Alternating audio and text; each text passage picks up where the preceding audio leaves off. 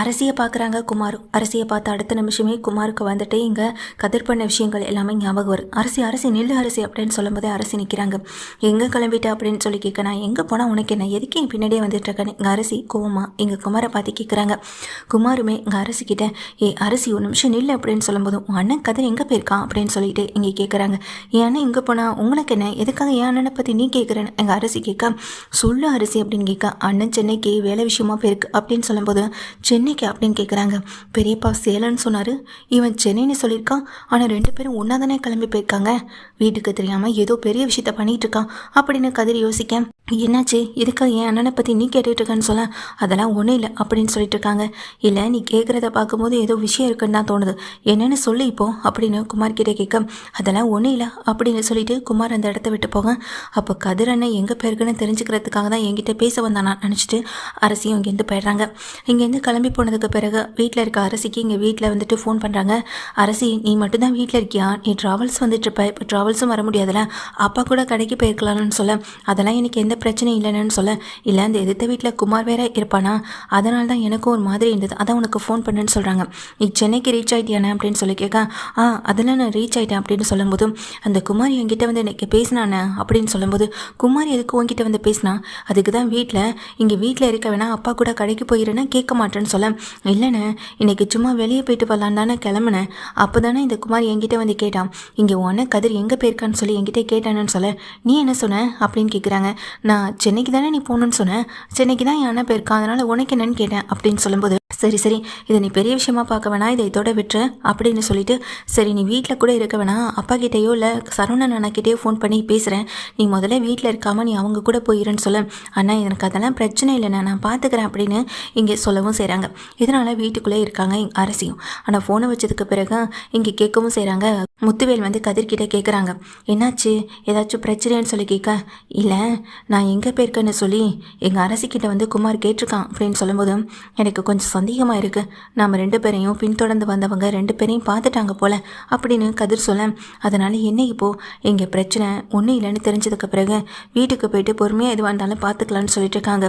இல்லை இதனால் நான் வீட்டுக்கு போகிறதுக்குள்ளே வீட்டுக்குள்ளே எதையும் பிரச்சனையை ஆரம்பிச்சிட மாட்டாங்களேன்னு சொல்ல, தெரியல, ஆனால் சக்திவேல் கொஞ்சம் அவசரக்காரனாக தான் இருக்கான் அப்படின்னு சொல்லிட்டு இருக்காங்க.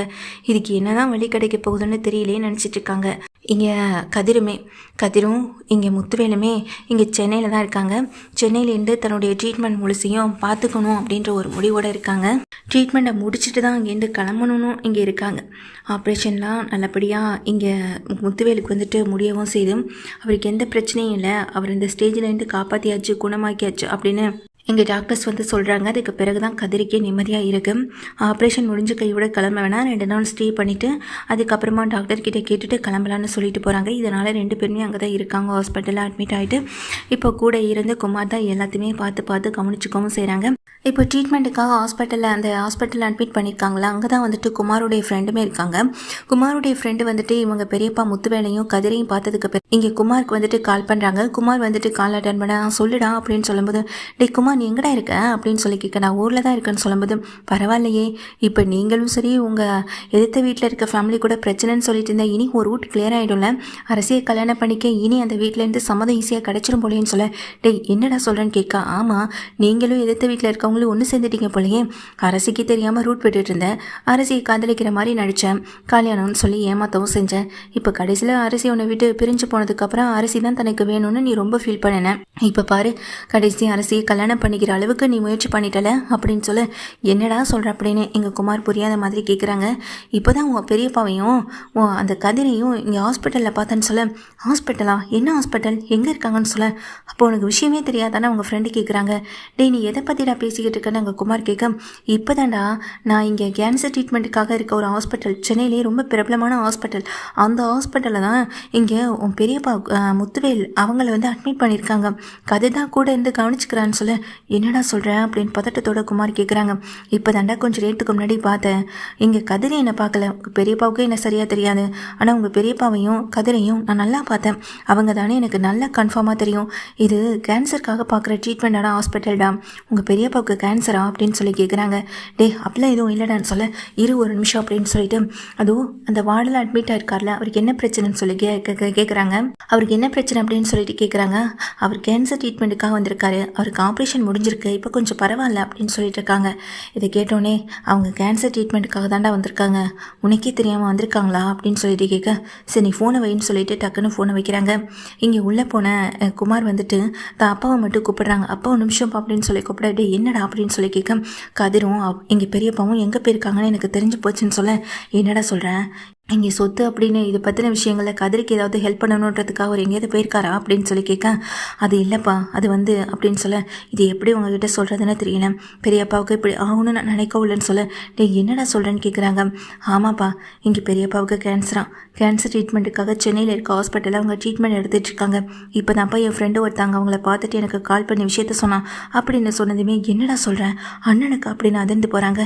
கொஞ்சம் நேரம் ஃபீல் பண்ணிகிட்டே இருக்கும்போது, அப்பா இப்போ என்னப்பா பண்ணுறது, பெரியப்பா இந்த விஷயம் வீட்டில் இருக்க யாருக்கும் தெரியக்கூடாதுன்னு நினச்சிருக்காருன்னு சொல்ல, அப்புறம் ஏண்டா கதிர்கிட்ட மட்டும் இந்த விஷயத்த சொல்லணும், கதிர் தான் அவருக்கு ரொம்ப வேண்டப்பட்டாங்களா, இந்த வீட்டில் அவர் தம்பி நான் இருக்க என்கிட்ட சொல்லியிருக்கலாம், இல்லை உங்ககிட்ட சொல்லியிருக்கலாம், அப்படி இருக்கும்போது அந்த கதிரை கூட்டிகிட்டு போகணுன்னு என்னடா அவசியம் இருக்குது, அண்ணனுக்கு கேன்சர் இதெல்லாம் ஒரு பக்கம் இருக்கட்டும், ஆனால் இந்த விஷயத்த மட்டும் சும்மா விடக்கூடாதுரா அப்படிங்கிறாங்க.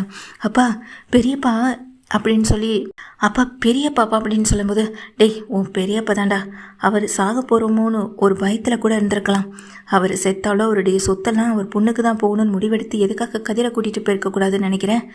அவர் செத்தாலும் அவர் சொத்து முழுக்க ஏன் பேருக்கோ இல்லை ஓன் பேருக்கோ தாண்டா மாற்றப்பட வரணும், மற்றபடி அந்த சொத்துக்காக அந்த கதிரை அவன் பின்னாடியே போகவும் கூடாது, இது சும்மா விட போகிறது இல்லைனா அப்படின்னு சொல்ல, ரொம்ப கோவத்தில் இருக்காங்க எங்கள் குமார். டக்குன்னு போதும்ப்பா நிறுத்துங்கன்னு வேகமாக கத்த, என்ன ஆச்சு அப்படின்னு சொல்லி கேட்குறாங்க. சொத்துன்னு எப்போ பார்த்தாலும் இந்த சொத்து பற்றின யோசனை மட்டும்தான் உங்களுக்கு ஓடுமாப்பான்னு சொல்லி கேட்க, என்னடா பேசுகிற அப்படின்னு சொல்லிட்டு இருக்கும்போது வீட்டுக்குள்ளே இருக்க அத்தனை பேரும் வெளியே வராங்க. இங்கே வீட்டில் இருக்க பாண்டியன், அரசி, அப்புறம் செந்தில், இப்படி எல்லாருமே வெளியே வராங்க. இப்போ என்ன ஆச்சுன்னுடா இப்படி கத்துற, குமார் என்ன ஆச்சுன்னு அங்கே வடிவு மாதிரியும் ஓடி வராங்க. இவருக்கு சொத்தை தவிர வேறு எதுவுமே இல்லை, சொத்து முழுக்க இவர் பேருக்கு வரணும், பெரியப்பாவுக்கு என்ன ஆனாலும் பரவாயில்ல, இந்த சொத்தை விட எனக்கு பெரியப்பா தான் முக்கியம், என் மேலே அன்பு காட்டினேன் என் பெரியப்பா தான் எனக்கு எப்போதுமே முக்கியம்னு சொல்கிறாங்க. என்னடா ஆச்சுன்னு சொல்ல, அது அப்படின்னு சொல்லிட்டு குமார் கொஞ்சம் அழுகிறாங்க. அதை பார்த்து வீட்டில் இருக்க அத்தனை பேரும் பயந்து போக, என்ன ஆச்சு உன் பெரியப்பாக்கு ஏதாவது ஆச்சான்னு சொல்லிட்டு வடிவு கேட்க, இல்லை பெரியம்மா, பெரியப்பா இப்போ ரொம்ப நல்லா இருக்காருன்னு சொல்ல, அப்போ என்னடா சொல்ல வரேன்னு மாறி கேட்குறாங்க. பெரியப்பாவுக்கு கேன்சர் ட்ரீட்மெண்ட்டுக்காக சென்னைக்கு போயிருக்காரு, இங்கே கூட்டிகிட்டு போனதே கதிர் தான் அப்படின்னு சொல்கிறாங்க.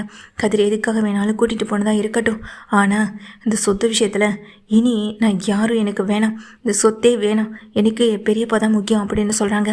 அப்பாவுக்கு இப்போ வரைக்கும் அந்த சொத்து தான் முக்கியமானதாக படுது, வாங்க பெரியம்மா உடனே நம்ம போய் பெரியப்பாவை பார்க்கலான்னு சொல்ல, வடிவு ரொம்ப அழுதுகிட்டு கிளம்புறாங்க.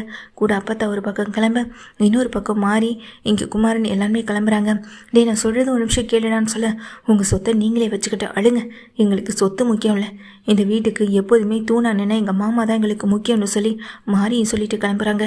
வடிவும் மாறி அப்பத்தா குமார்னு எல்லாருமே கிளம்பும் போது அதை பார்த்துட்டு நிற்கிற அரசியும் பாண்டியனும், அப்பா என்னப்பா இதெல்லாம்னு சொல்லிட்டு அங்கே செந்தில் கேட்குறாங்க. அங்கே சரவணனும் கேட்குறாங்க, அவருக்கு கேன்சர் ட்ரீட்மெண்ட்டுக்காக கதிர் தான் கூட்டிகிட்டு போயிருக்கதா இந்த குமார் சொல்கிறான், வாங்கடா நாமளும் போகலான்னு சொல்ல, அரசிமா நீயும் கிளம்பு, நீ எதுக்காக தனியாக வீட்டில் இருக்கணும், நாமளே இப்போ உடனே சென்னை கிளம்பலான்னு இவங்க ஒரு பக்கம் சென்னை கிளம்புறாங்க, அவங்க ஒரு பக்கம் சென்னை கிளம்பிட்டு இருக்காங்க. இந்த வீட்டில் இங்கே ஒத்தையில் தனியாக இருக்காங்க. இங்கே சக்திவேலுக்கு அண்ணன் மேலே அவ்வளோ பாசம் இருக்குது, ஆனாலும் அதை தாண்டின சொத்து மேலே தான் அதிக அபிப்பிராயம் இருக்குது. அந்த சொத்துக்காக இந்த பாசத்தை தூக்கி போட்ட எங்கள் சக்திவேலை மதிக்காத குமாரும் தனக்கு தான் அப்பாவே தேவையில்லை, இந்த சொத்தும் தேவையில்லை, எனக்கு பெரியப்பா தான் முக்கியம், இந்த குடும்பம் தான் முக்கியம்னு போகிற குமாரை பார்த்து ரொம்ப அதிர்ச்சியும் ஆச்சரியமும் எங்கள் அரசிக்கு வரதான் செய்யுது.